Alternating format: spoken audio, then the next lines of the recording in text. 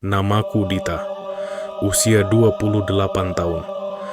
Aku seorang penulis lepas, tinggal sendiri di Jakarta, dan hampir tak pernah pulang ke kampung halaman setelah orang tuaku meninggal beberapa tahun lalu. Tapi satu surat tua mengubah semua itu. Bulan lalu aku menerima sepucuk surat dari notaris di kota kecil tempat aku dibesarkan. Isinya singkat, rumah warisan nenekku yang sudah lama kosong harus segera diurus. Jika tidak, asetnya akan dilelang. Rumah itu sudah belasan tahun tidak kutengok. Dan kupikir, mungkin ini saatnya. Sekadar untuk menengok masa lalu, menulis sesuatu, mungkin menenangkan pikiran. Jadi aku pulang. Dan saat pertama kali berdiri di depan gerbang besi rumah tua itu, aku tahu ada yang salah. Suara gerbang berdecit. Rumah itu masih sama, tua, catnya mengelupas, jendela kayunya rapuh, tapi rumput halaman belakang terpangkas rapi. Bahkan ada bekas air segar di wadah kucing tua di pojok teras. Masalahnya, tak ada satupun tetangga yang tahu siapa yang datang ke sana. Rumah itu udah kosong bertahun-tahun, nak, kata Pak Surya, tetangga depan rumah.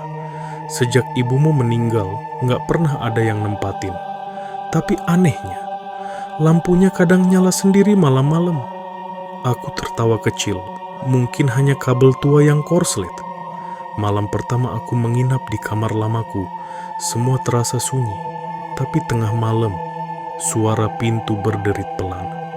Aku terbangun, suara pintu kamar mandi di ujung lorong terbuka sendiri, lalu tertutup, pelan.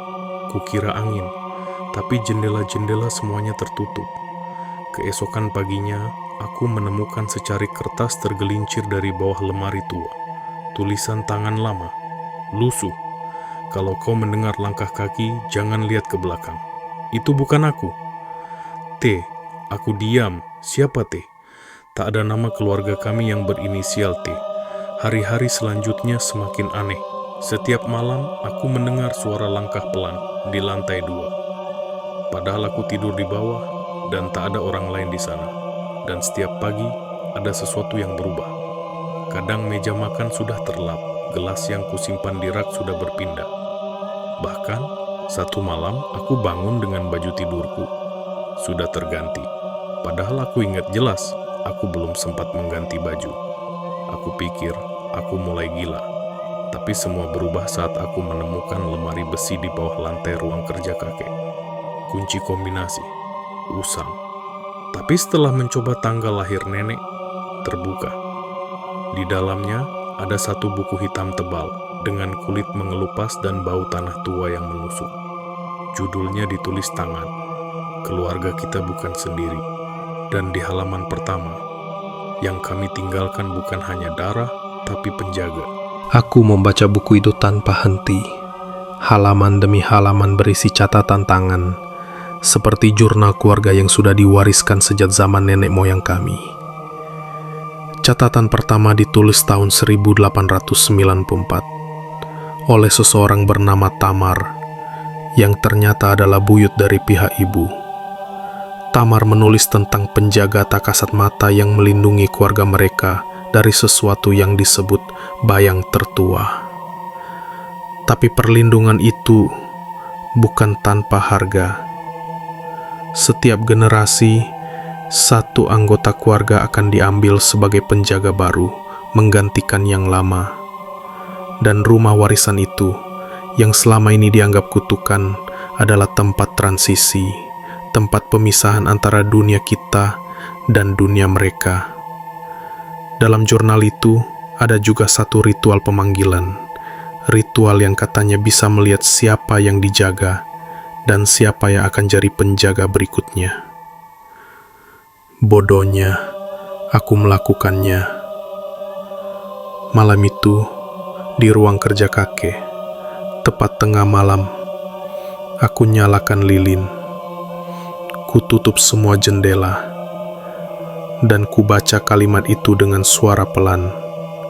Tunjukkan penjaga, tunjukkan yang tersembunyi. Awalnya tak terjadi apa-apa. Tapi lalu lilin itu padam sendiri. Dan saat mataku menyesuaikan dengan gelap, aku melihatnya. Seseorang berdiri di sudut ruangan. Tubuhnya kurus, tinggi, dan wajahnya seperti daging yang mengering. Tapi matanya seperti punya milik banyak orang, berkedip bergantian, seolah mereka semua melihatku. Aku ingin berteriak, tapi tubuhku tak bisa digerakkan. Sosok itu mendekat, lalu berlutut, dan berbisik dengan suara berat. Belum waktumu, tapi kau harus memilih. Sejak malam itu, suara-suara di rumah makin sering.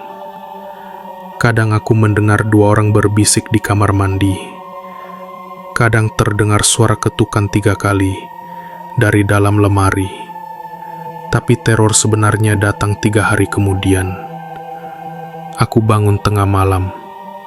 Leherku terasa sakit, seperti dicekik saat tidur.